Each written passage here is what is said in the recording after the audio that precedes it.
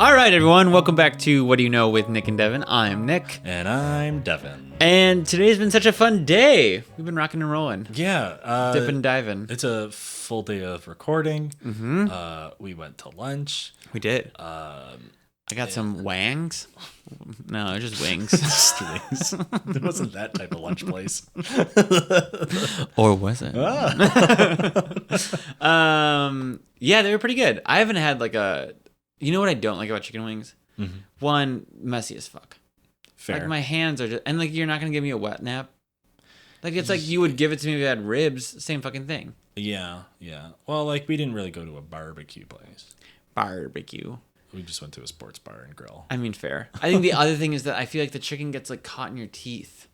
Yeah, I think it really depends on how you cook it and like how it's prepared. Yeah. Because like if you have like the way you're supposed to have wings, which is bone in, obvi. More flavor. Yeah, and I feel like you can it might get a little stringy. It does. Yeah. Cartilage. Yeah, that too. I mean, like I remember in high school we used to go to Buffalo Wild Wings, B-dubs. B-dubs. And it was just, let's see how many we can house of boneless wings. Oh my God. And it's like, all right, What's we're your going to record? get one order of like the super spicy ones. And like all the boys are going to do one.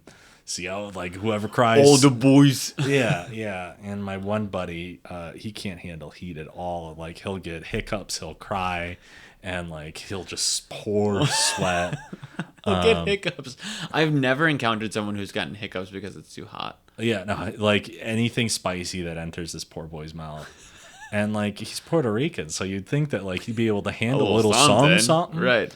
Nope. he got all the Polish genes when it came to his taste buds. So no, he really sweats funny. and hiccups, and it's really cute and funny. Like even like Flamin' Hot Cheetos, it's like Stop it. Stop. or rather Flamin' Hot Funyuns is what the go-to Flamin' is. Hot Funyuns. Did your middle school, and maybe you remember this in high school too, I don't remember if they did. Yeah. Did the girls ever do Flaming Hot Cheetos and then nacho cheese on them? No. Oh, yeah. That sounds great though. I also went to like a little more ratchet of middle school. Yeah. I was in a different part of town. You were on the other side of town, and like I was on the other side of town too, like the rich. other side of town? I was Yeah. like, you were on the other side of town. I was in the middle, and then there was like across the track Right. side of town. I was literally on the other side of the tracks. I was my house was right next to the tracks. Yeah. So, no, my elementary school was like going into the middle school. It was like, oh, there's like white people. So no, we didn't have we didn't do hot Cheetos and nacho cheese. That's right. It's very good. It sounds amazing. See, but they would pour it directly into the bag. The bag, of course. That No. makes sense. I'm trying to dip it. Oh, no, Grip you just it got and to have dip like it. a walking taco. Nah. Grip it and dip it, baby. You heard me. That's Wish right. I hadn't. There was someone we both knew in high school, and I'm not gonna name names, would eat popcorn with a spoon. But because he didn't want to get his hands messy. And not like, I don't think regular popcorn, I think like white cheesy cheddar or, popcorn, yeah. things like that. And I always give him shit for it. And then I did it one day and I was like, this is actually No, pretty great. No, that's no. No, because like you're eating like Chicago mix. Yeah, You're getting your hands in there and it's like all that cheese on your, oh no. that is part of the experience. No, it's not. Yes, You don't need an it is. experience to eat Okay, Chicago hold mix. the fucking phone. Because there is a patented phrase that was patented by, I think, patent. Don't quote me on that.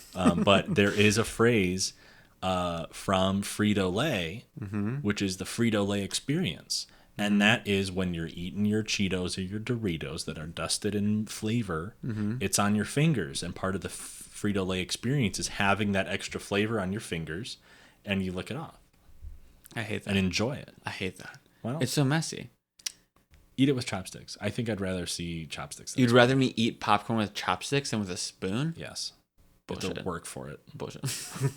You're going to stand over and be like, work for it. Yeah. Yeah, bitch. okay. All right, what do I not know about today? Guys, this is what I think you want and deserve from us, okay? We have one Long Island Right. at lunch. All right. It was a martini lunch. Right? It's fine. Okay, so tell me, Yeah. Tell me, what do you know about the Savannah Bananas? Is this that fake baseball team? Yeah. Okay. Have you seen this? I've seen clips of it, of course, on TikTok. Right. I think that's where they got a lot of fame. I don't know. Notoriety? Sure. Sure. I know they do dances while they play baseball. Are they? Would it be fair to say that they are the Harlem Globetrotters of baseball? Yes, because I think the Harlem Globetrotters don't really like play basketball. Like they don't really play like a game of basketball. It's more entertainment. Yeah, the Generals always lose. But what I will say is, so they were playing actual baseball. Okay. And then occasionally they would have like something to attract people to come in, blah, blah, These blah. fun games, yeah. Now and we'll talk about this, but they transitioned into what they call banana ball. And it's like a different set of rules. It's a whole different game. Okay. Baseball adjacent. Yeah. But there's different rules and bases to it. I think I usually just like swipe past the clips because it's like, just play the game. That's not the point. I know. But I think that's what's nice about this, and we'll talk more about the owner and stuff, is like his thing is like, I'm not trying to change baseball. Yeah. He's like, I don't think the majors, like that's the best of the best. Like I'm not trying to change what they do or how they play it. He's like, I'm just trying to create something different. Yeah. That's like adjacent to. Are they part of like the minor league? So they were. So we'll talk about, they started it in a collegiate league. So like a minor, like collegiate league. Okay. And then they move out of that to then play banana ball. Okay. So, Yeah. The Savannah Bananas, welcome to the history of. So, considered an exhibition barnstorming, the baseball team based out of Savannah, Georgia. What's a barnstorm? So, barnstorming refers to sports teams or individual athletes that travel around, usually small towns, and set up exhibition matches. Oh, okay. They are an exhibition barnstorming group. Okay. We'll get into the history of them, and I kind of tie in because the owner's a really big part of who they are as an experience and as a vision. Yeah. Not so much like the players or this or that. It's like, it's mainly a story of the owner and what he's created and how that's become so popularized. Okay. Cool. Yeah. So Jesse Cole is the name of the owner. Okay. It's really awesome. He kind of came up trying to played baseball when he was younger and did all the stuff, very close with his father, and like that was a way of them connecting and things of that nature. Nice. At 23, he becomes the GM of a baseball team in Gastonia, North Carolina, the Grizzlies. Okay. And the reason at 23 he becomes the owner is because they're really bad. So he's quoted saying that when he first took over as GM, there was $268 in the bank account. They had lost $100,000 the previous year and 2 full-time employees. Yikes. Yeah. They're in trouble. So they're like, So he's saying, quote, "We can no longer be a baseball team. We have to be a circus, and maybe a baseball game will break out." He was like, how do I flip this around? Like, how do I bring... No one was coming to the games. Sales? Right, exactly. Yeah. He was like, he couldn't pay himself for the first couple of months and needed to pivot fast into how to get people excited to come to the baseball game. Yeah. He's like, so he's willing to try like anything and everything to do that. Do you think the Oakland A's are going to follow in suit with all this? They have like no one going. Everyone sell the team whenever they go. They're actually going to cancel the Oakland A's and they're just going to bring the banana ball to that stadium. It's going to be great. San Francisco doesn't need 2 teams. They're fine. So he wanted to get people excited. And so he came up with things like the Grandma Beauty Pageant, Flatulence Fun Night, Human Horse Race, Living Piñata, Diamond Ring giveaways, dunk tanks, players do choreographed dances, which we've seen, etc. Right? So while working in North Carolina, his now wife is working in a minor league team in Augusta, Georgia, and also kind of has this vision of a fan-centric entertainment model. Yeah. So they kind of share this ideal that like the fans should really come first and make it kind of entertaining for them versus like the game itself. Okay. Be more about the paying customer than your stats. Correct. Okay. And it's really cute. And so there's at one point where Emily is his wife. Emily's boss, before they had met, was at a conference and was listening to Jesse speak. Because Jesse's like this big personality. He wears a yellow tuxedo with this like yellow like bowler hat and like all these things, and he's very dynamic and like lively, and how do we become, and so he's giving kind of these motivational speeches and things like that. And so her boss is at a conference listening to him speak, steps out of the conference and calls Emily and says, I just met the man that you're going to marry. Which is like super weird and random, but like sure. Right. And so they, Emily, and I guess she gives Jesse Emily's email, and they kind of exchange some emails. Emily eventually moves out to North Carolina. And Jesse proposes to her in front of all the fans and players in the middle of a game, in his yellow tuxedo, of course. Followed by a 30-minute firework display before resuming the game. But how cute. What a long delay. Right? 30? First of all, I also don't know if I want to watch. Fireworks. That's a lot of fireworks. Yeah. After like 5 minutes, I'm like, cool. All right. That's going to blow up again. I'd rather watch like a drone thing. Yeah. You know what I mean? Anyway, so Jesse and his wife eventually actually get the opportunity in Savannah after 10 years in North Carolina. So they get called up and they're like, hey, this is the opportunity out here. Come take a look, right? So historic Grayson Stadium is up for sale when the Sand Gnats leave for South Carolina due to lack of business in 2015. Okay. And yes, the Sand Gnats.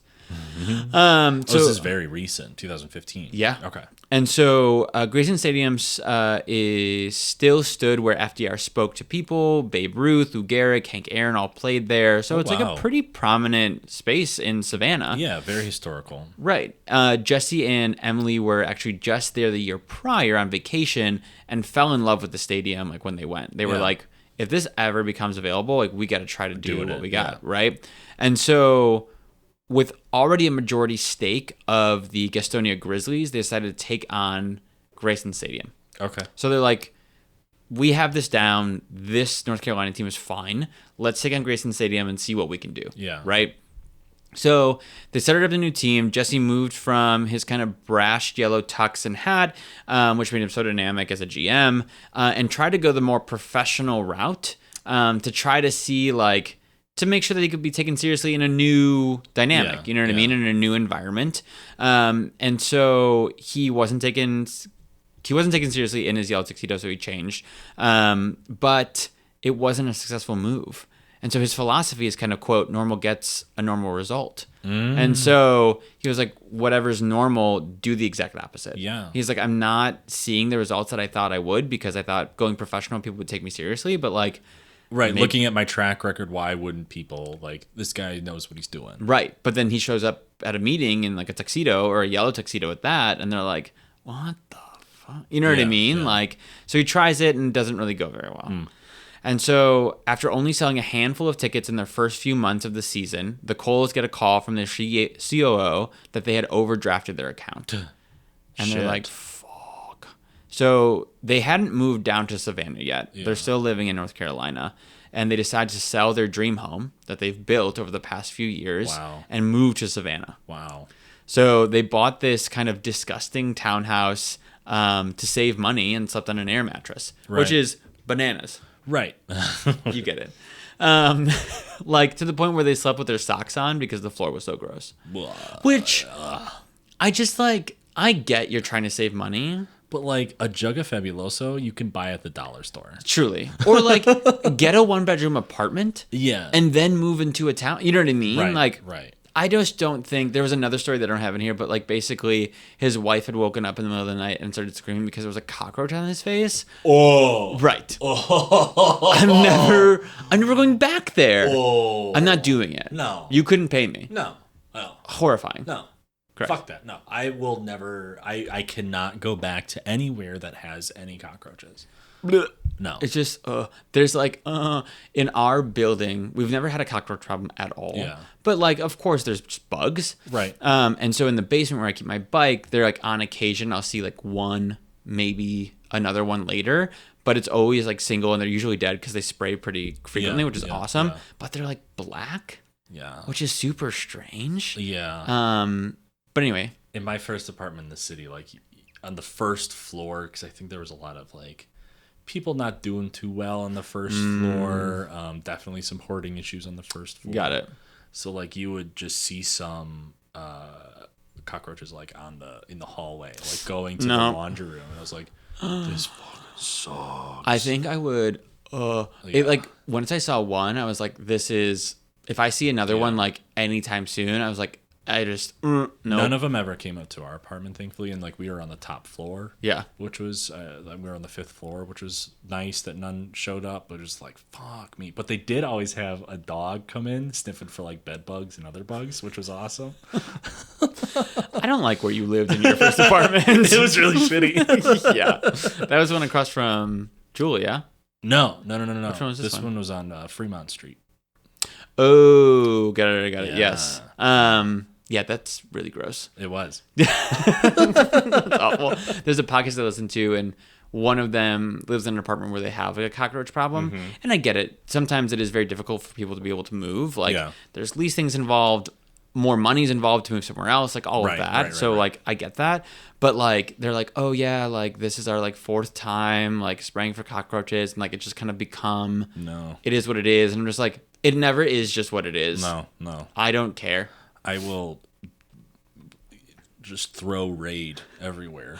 I would rather move to a smaller place further out from a city than live in an apartment with cockroaches. Yeah. I couldn't do it. I only have to deal with like, wolf spiders, brown recluse, Absolutely not. And that's why you live in the South. Uh-huh.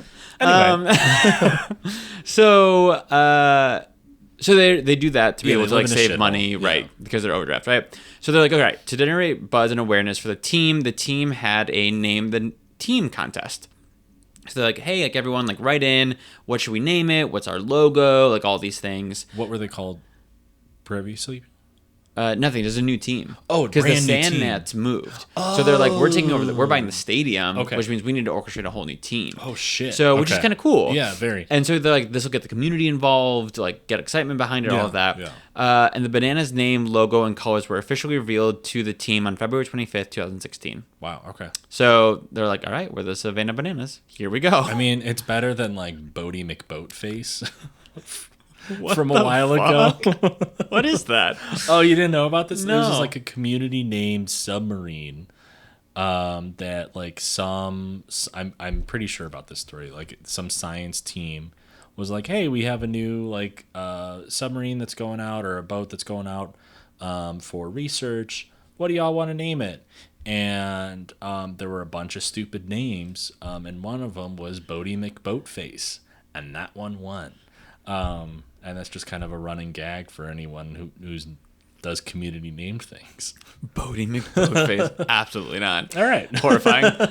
So the Bananas became the Bananas. Perfect. It's bananas. The minute that they had posted that, they immediately started trending #1 on Twitter. Okay. Yeah. With merchandise sales coming in from all over the country. That's awesome. Which they have underwear that they sell now, and it's called Dolce and Banana. That's hilarious. And I was like, that's pretty good. Yeah. However, the local community was not happy and labeled them an embarrassment to the city. Boo. I was like, come on, have a little sense It's of humor. silly. It's like you're fun. Savannah. I was just there. and Right. We're fine. Would you rather just be like the Peaches? Like, what do you want? Right, exactly. Well, we already have the Rockford Peaches. Thank you. They can't take the Peaches. Hello. On June 2nd, 2016, all of the press that they kind of had building up around their name and all of that led to a sold-out opening night game. No way. Yeah. Holy shit. 4,000 fans filled the stadium when in the middle of the game, a massive downpour begins. They're like, oh my God, we sold out. Yes. Immediate downpour. Yeah. Yeah. Of course. So a 3-hour delay ensues, Whoa. but all the fans waited out to see the show. No shit. Isn't that crazy? Wow. After the first 45 minutes, I'm out. Yeah, I have only been to one rain delayed game, and they wound up canceling it for quite some time because of lightning. It was at Wrigley. Yeah. It's like they had everyone go down in the tunnels. Oh shit. But it was, by the time they put everyone down there, it was like maybe the 8th inning. So it was like, let's just go home. Let's just call it. Yeah, at that point, we're done. Yeah. So the Bananas end up selling out 18 of 25 games in their inaugural season. Wow. They actually won the first of 3 Petite Cup championships in the Coastal Plain League that year, which is the collegiate league. Yeah. They won in 16, 21, and 22. Okay. So the team plays until 2022 in the collegiate summer baseball team in the Coastal Plain League's West Division. Okay. Does that make sense? No. Okay. So the team up until 2016, 2022, Okay. they compete as a collegiate summer baseball team in the Coastal Plain League's West Division. That makes sense. Got Perfect. you. After the popularization and viral videos, the team brought in the Party Animals into the mix, which is another team, in the summer of 2020 before announcing in 2022 that they would be transitioning fully to solely playing, quote, banana ball. Oh, they're not a baseball team anymore. Correct. Just banana ball. Just banana ball. Okay. Bring. Banana ball. Banana ball. I don't know. So the rules of banana ball, Yeah. because this is new, right? So I think the big thing here, and we'll get a little bit into like ideation and vision, but like the big thing here that Jesse was looking for was something to be fan centric, something to entertain fans, still play the game, but make it not as like droning. You know what I mean? A lot of times you go to a baseball game, and unless something like is like a close call or like, you know, the score, whatever it is, like it's kind of, okay, they hit, okay, next person. And there's a lot of delays, and there's walking up to the mound, there's stepping out of the box, and like all these things. That's what the pitch clock does now. Well, exactly. But I mean, even without the pitch clock, there's just, I don't know. They wanted to make it more like a dynamic 2 hours. Yeah. You know what I mean? Yeah. So here are the 9 rules of banana ball. Okay. One for each inning.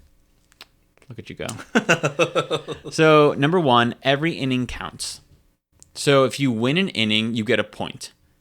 The team with the most runs in that inning wins the inning. Oh, okay. So then and then at the final inning, every run counts the point. Whoa, okay. So you could win all 8 innings. Right. So it's like 8-0. Right.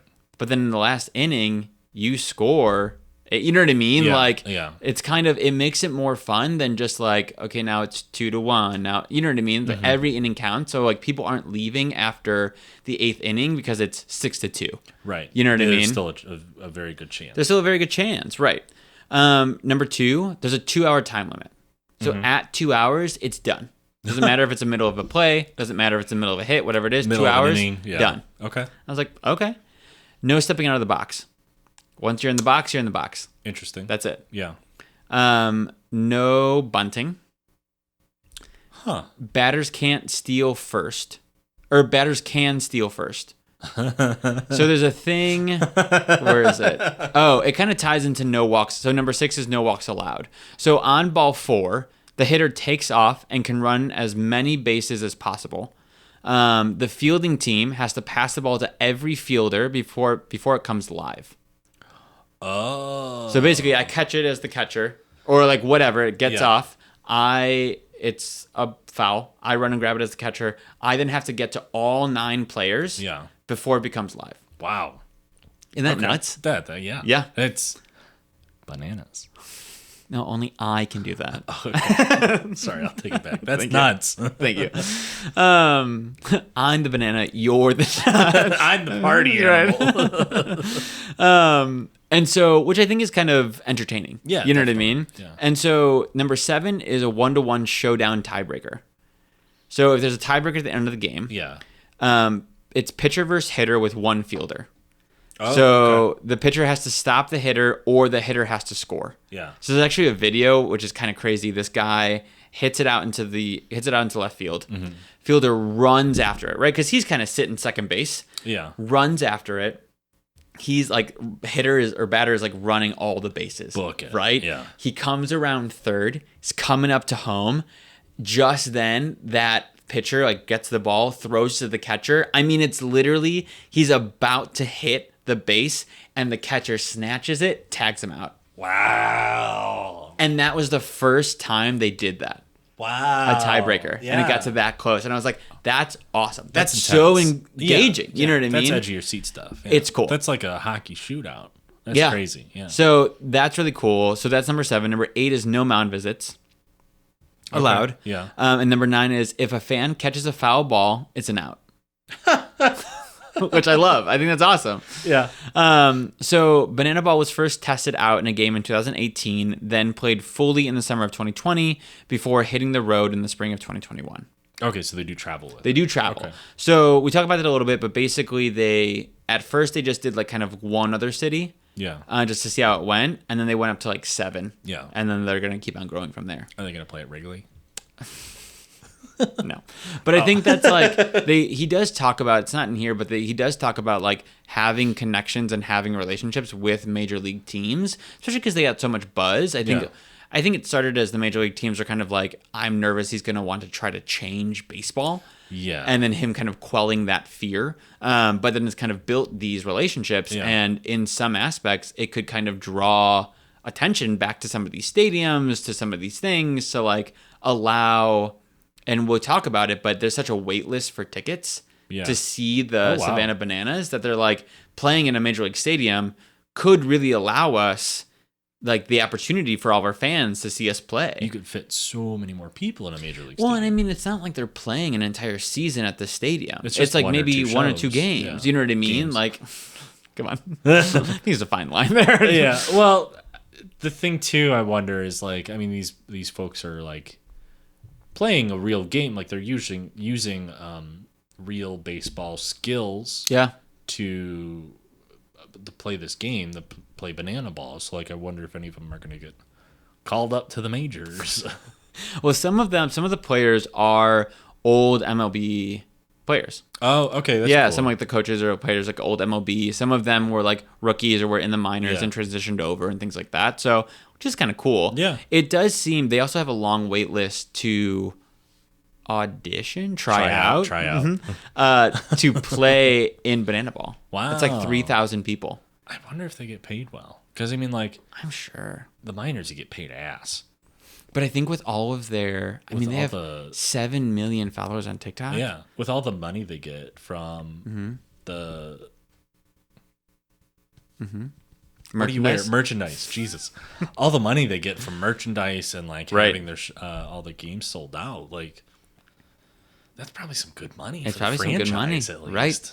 So we start to go into the vision of why Banana Ball became Banana Ball. Yeah.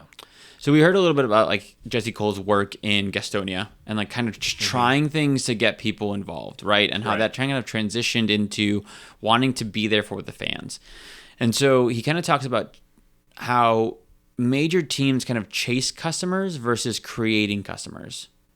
Or like attracting versus recruiting. Yeah. Right? Yeah. And so he wants to share the vision so that everyone kind of understands it, knows it, and believes in it. And that's kind of like does its own work. Like if people know what he's trying to do and like that he's fan-centric and he's pulling it off, that's all he kind of really needs. You know what I mean? You're making the fans work for you by just being like, have you heard of this crazy shit? Right. Yeah.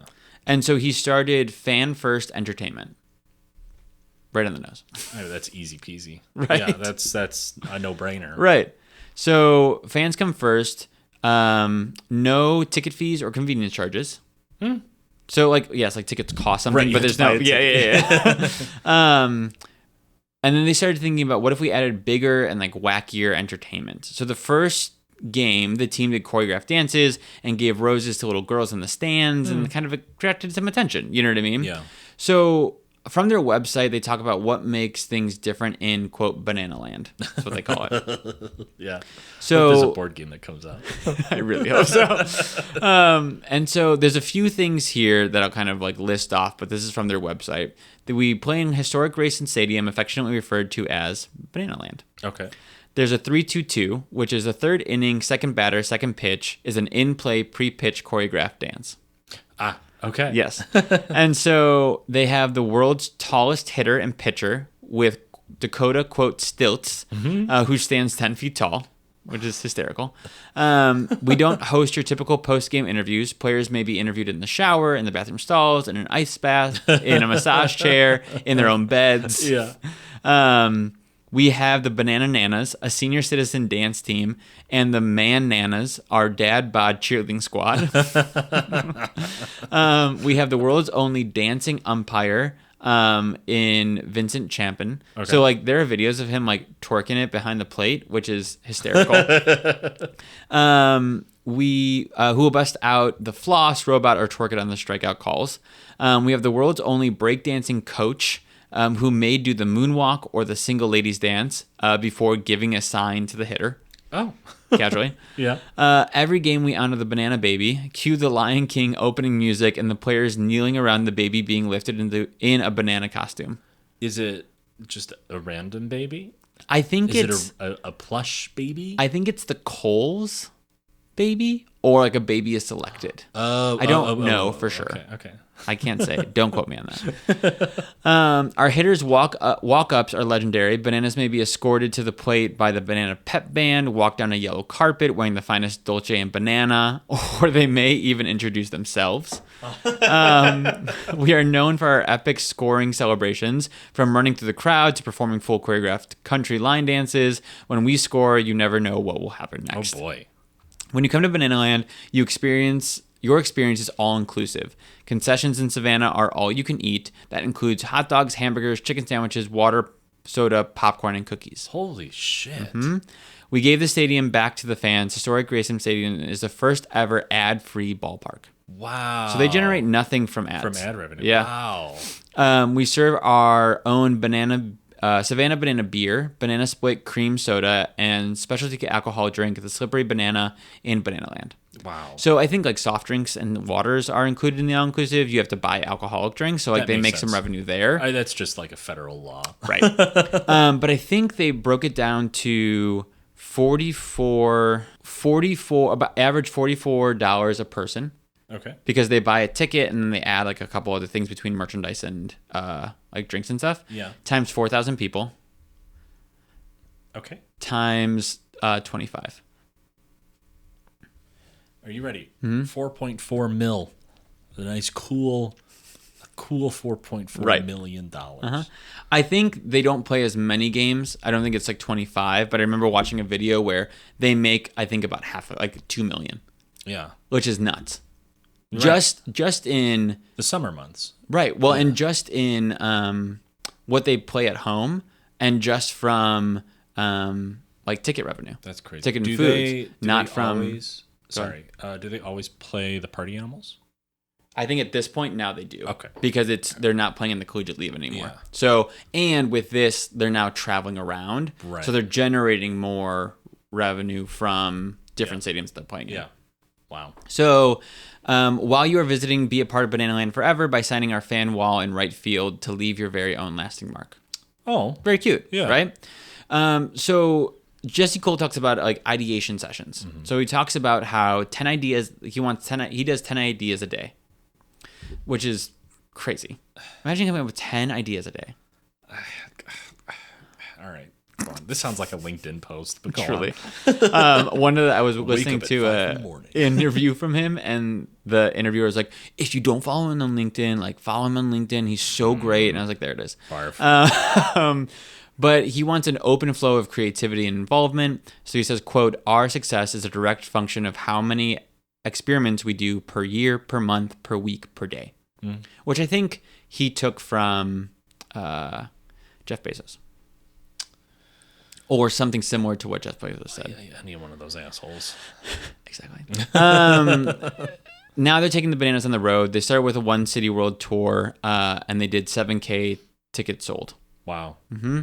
Now they're doing a world tour of 33 cities. They have a wait list of 500,000 people for tickets. And they're looking at MLB stadiums for fan support. Yeah, I mean, at this point, they have to. Correct. They've outgrown themselves. 100%. So they're not trying to change the majors, just orchestrate a new type of game. Right, just have fun. It's like having a concert at a ballpark. Exactly. It happens all the time. And so he refuses to sell tickets to major ticketing platforms. So there was a platform that reached out that was like, we want to buy a bunch of group seats and then resell it on our platform. Oh, like Ticketmaster or some shit. Right. Yeah. And so they were like, we'll pay you double the amount of the ticket face value. Yeah. And they were like, no, we're not about the money. They knew that it would raise the cost of the tickets they offered, and that's not putting the fans first. Right. That's not fair. Yeah. You know what I mean? I wonder how they would deal with, I mean, I don't think they could, going to the major league places and dealing with the ads that are all over that. Like, would they just cover it with, like, banana stuff? Oh, yeah. I don't know how they would kind of... Yeah. Because, like, Soldier Field, they have to I'm going to say decorate, like, redecorate the field for every Bears game and then tear it down at the end. Yeah. So I wonder if they would do something similar of setting up banana stuff. Because I think for major league games, most of advertisement is on the screen. There's like the ones around the batter, and like a couple in the outfield. Most of those are green screen around the batter nowadays, right? So I think that's pretty easy and simple. Yeah. But yeah, so he talks about how money doesn't excite me, ideas excite me. Quote him. And so ESPN did an article at first about Savannah Bananas, and then a feature, and then a mini docuseries. It's called Banana Land. It's a 5-part documentary, which premiered in August of 2022. Okay. Which is cool. Yeah. So the future of the Savannah Bananas and Banana Ball, they want to continue to build the fans' first game. So a fan-centric game. Yeah. That makes sense. Stick with their core. Correct. Yeah. Engaging with fans all around the world. He quotes P.T. Barnum and says, "The noblest art is," or quote, "the noblest art is that of making others happy." Okay. Jesse and Emily are actually very cool. They're foster parents. And so they ended up having 2 daughters that they were fostering that they're now adopting, which is very cool. Yeah. And they're doing something called, you're going to love this, the Bananas Foster, which is a nationwide... You thought we were done. You thought we were done. Yeah. All right. But it's a very good cause. Of course. So it's a nationwide nonprofit to bring awareness to the fostering program and children in need. Oh, okay. And so that's kind of the history and potential future of the Savannah Bananas and Banana Ball and what that is to come. I mean, like, I think to your point, this is very much kind of a Harlem Globetrotters like entertainment at this point, definitely. show, yeah, more so than it is, and like, you know, it's titled an exhibition barnstorming because it is very much just we're gonna travel around, play a game or two, and like come see the show. You know what I mean? Yeah, it isn't like we're keeping stats for who wins the cup. You know what I mean? No, There's two teams. Yeah, they're not going to pass out a Cy Young award to the Stilts pitcher. Correct. So I think that although hysterical, right? But I mean, I think about like their ability to grow with how many people are waiting to try out. That's for insane. like 3,000 people are waiting to try out for this game. Right. 500,000 people are trying to see the game.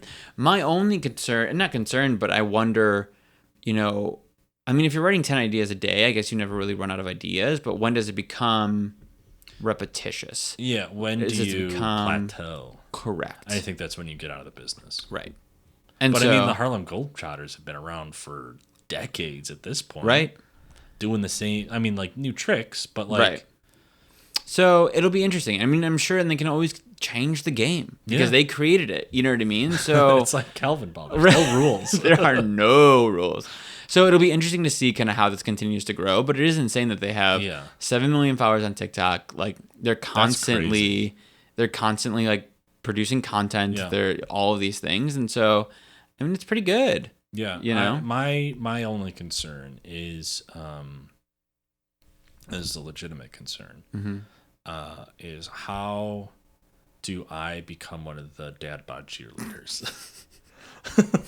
Let me call up Jesse Cole. Thank you. He seems like a pretty great guy. I think it'll be very interesting to see the continuation of this. I am interested to go back and watch Banana Land and really see how much they dive into. Oh, the docuseries? Yeah. Right, because there's so much more packed in here. I mean, even just like their first season and like how they went through COVID and all these things. Yeah. And so like, obviously we want to keep this kind of well enough detailed, but like on the kind of more broader side of things. But I mean, he's doing a great job. Yeah. I mean, clearly, like he's growing such a successful business, and to start in baseball and move yourself into, I'm creating a whole new genre, entertainment field, right? Yeah. Let's do it. And he talks a little bit about like the business you're in isn't the business you're in, basically. And so I'm like, okay, I can see that. I know you hate that. Yeah. It feels very LinkedIn-y. LinkedIn, Yeah. self-help bullshit books. I have a black turtleneck. But I mean, the yellow tuxedo works. Yeah, There's some truth to it. I think the thing is, what's hard is when people are like, oh, well, if I do exactly that, I'll have the same success. Right. And it's like, it's not that. It's more so the matter of knowing what works for you, the commitment that you drive to it, and then you can see success when like you're believing in yourself. Like he does that because he thinks that he wants to be dynamic. He wants to like bring people, attract people, make people happy and excited. And to him, the exterior of that is a yellow tuxedo. Yeah, no, I don't diss him for I know. the yellow tuxedo. I mean, I used to wear a pirate costume That to is high true. school. So like, Yeah, you did, baby. come on. No, I just hate the LinkedIn post bullshit. So you're very active on LinkedIn. Eat the rich. There it is. Amazing. So that's the Savannah Bananas for you, baby. That's crazy town. Because I can't say that's bananas. You're supposed to say that's nuts. That's nuts. Thank you. And with that, folks, this unhinged episode is coming to an end. Thank Good you. riddance. Yeah, exactly. Thank you so much for sticking with us and continuing to listen. Make sure that you follow and subscribe and comment and do all the things. You can find us on TikTok, Instagram, YouTube at @WhatDoYouKnow_podcast. Also on X. You can find us at WDYK_podcast. Comment. Let us know what you want to hear about in the future. And we'll talk to you soon. Perfect. All right. Thanks, Dev. Thanks, Nick. Bye. Okay.